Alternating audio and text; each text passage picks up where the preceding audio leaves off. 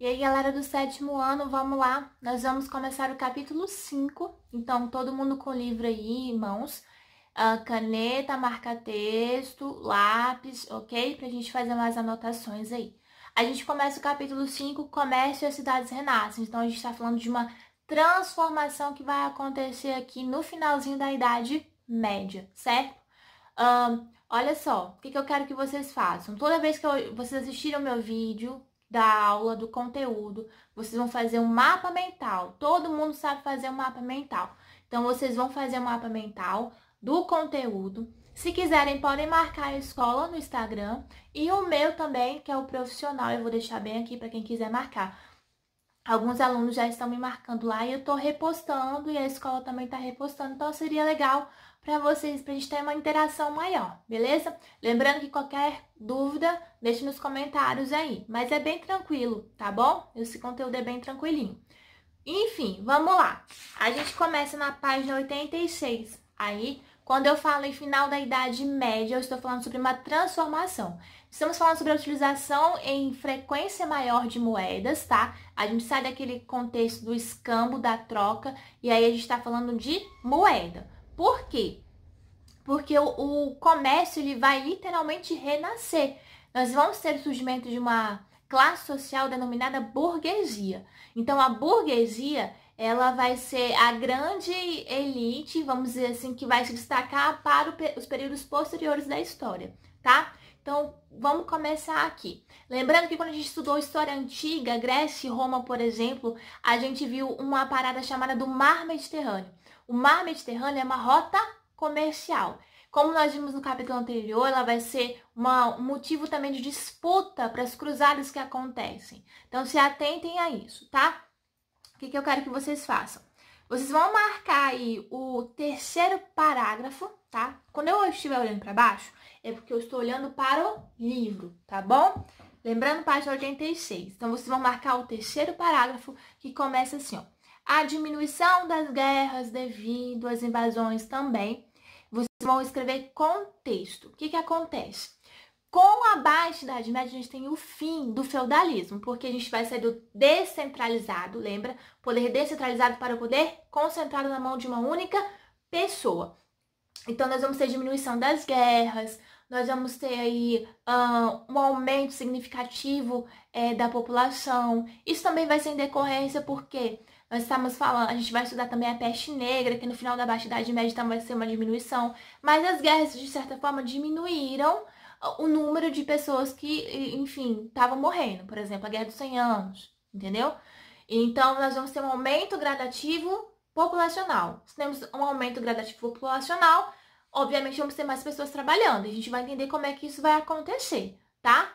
Quanto mais gente trabalhando, enfim, mais gente para alimentar, entendeu? Algumas revoltas vão acontecer, mas enfim, a gente tem um número maior de pessoas trabalhando em todo o contexto histórico aí. Então, vocês marquem aí. Tanto que temos até um gráfico que fala exatamente sobre o crescimento demográfico populacional. Tá vendo aí? De 22,1 milhões de habitantes no ano 1000, a gente passa para 50,35 milhões no ano de 1300, que já é o finalzinho ali da Idade Média. Lembrando que a Idade Média durou 1000 anos, ok? Lá embaixo também tem um parágrafo que começa assim: o crescimento populacional gerou um excedente de mão de obra. Então, vocês vão marcar ali o parágrafo todo. Todo, professor, exatamente, o parágrafo todinho. Vocês vão marcar ele e escrever importante, ok? Escrevam importante. Ótimo. Nós vamos ter uma migração, né? A galera vai sair da zona rural, em contrapartida para a zona urbana também. Então, os centros vão acabar surgindo, as grandes cidades vão surgir. E aqui a gente está falando em específico, por exemplo, de algumas cidades localizadas na Itália, tá?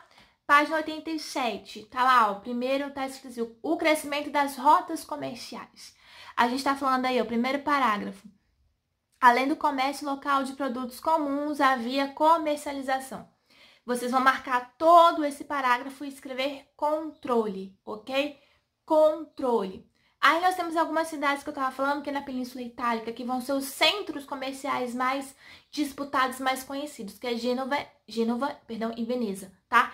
Esses dois centros comerciais, eles vão ser o auge econômico, estou falando de questão econômica, e cultural, porque vai haver uma troca de culturas, entende? Então, eles vão se destacar nesse desenvolvimento social e econômico, beleza?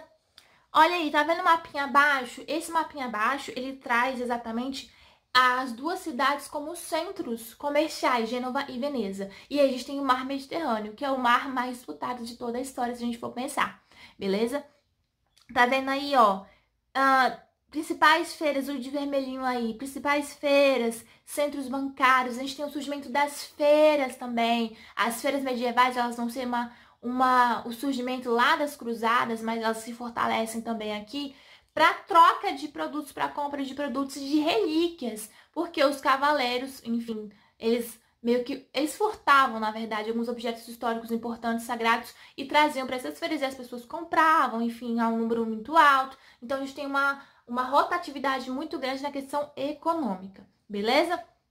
A gente passa aqui para a página 88, nós temos a questão número 1 e número 2. A número 1 tá assim, ó. Considerando o período entre os séculos 14 e 15, 11 e 14, explique quais foram as consequências imediatas do crescimento populacional da Europa sobre os trabalhadores, ok?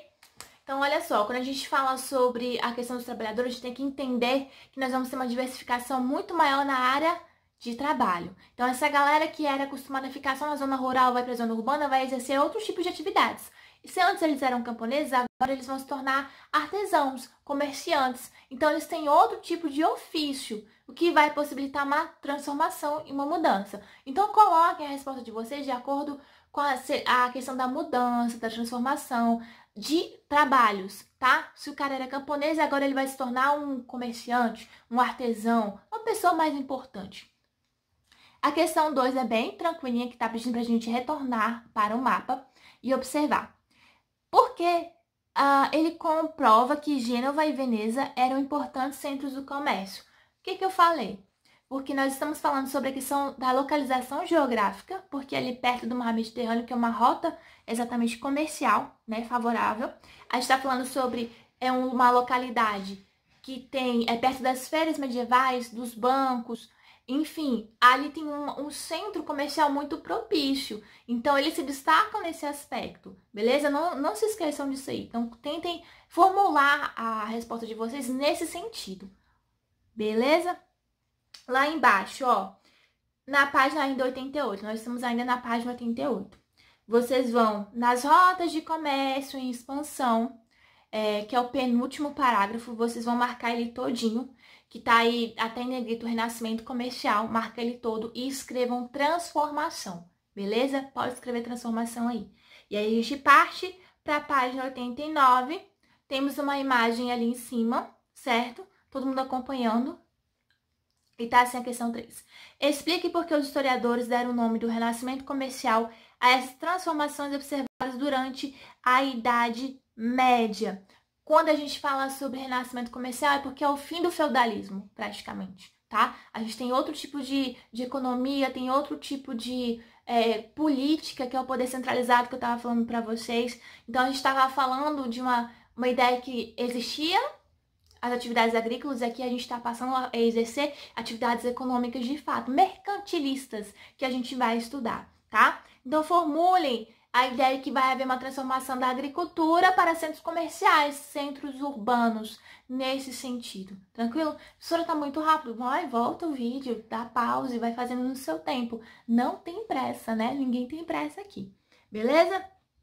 Como eu falei no início desse vídeo, tem uma classe da sociedade que ela vai surgir chamada burguesia. Então, a burguesia ela surge exatamente nos burgos, que é uma localidade aí. Esse texto, o Renascimento Urbano, ele faz referência a isso. A burguesia vai ser a galera, os grandes comerciantes, né? Que vão se destacar porque eles têm maior poder aquisitivo. Burguesia, já ouviram falar a expressão assim, fulano é burguês. Quer dizer que fulano tem dinheiro, tá bom? E aí, mais tarde, vocês vão estudar uma parada assim, entre proletariado e burguesia. Top? Massa. Ok. Na página 90, o que vai acontecer? Esse textinho fala sobre as corporações de ofício, que vão ser onde os artesãos vão trabalhar. Essas corporações de ofício vão ser como se fossem grupos que vão tratar sobre os trabalhos dessas pessoas, beleza? Então, vocês vão dar uma olhadinha aí, certo? Leiam com calma e não se esqueçam de fazer esse resumo, tá? Na página 91, a gente tem a questão invertida. A questão invertida está assim, ó, o renascimento comercial possibilitou um aumento do fluxo de pessoas no ambiente urbano, ampliando as cidades já existentes e fazendo surgir novas. Os habitantes desses locais dedicavam-se ao comércio e à produção de corporações de ofício. Aí ele está perguntando qual é a resposta, a pergunta para a resposta da questão aí. Olha aí, pensa um pouquinho. Já tô vendo Eduardo, Vinícius, aí Carlos Daniel, Beatriz, Henri, todo mundo levantando a mão. Lia! E, gente, o que vocês acham? Júlia, Emanuel, Arthur, todos os Arthurs. E aí, galera, olha aí, ó. Quais foram as mudanças ocasionadas pelo renascimento comercial?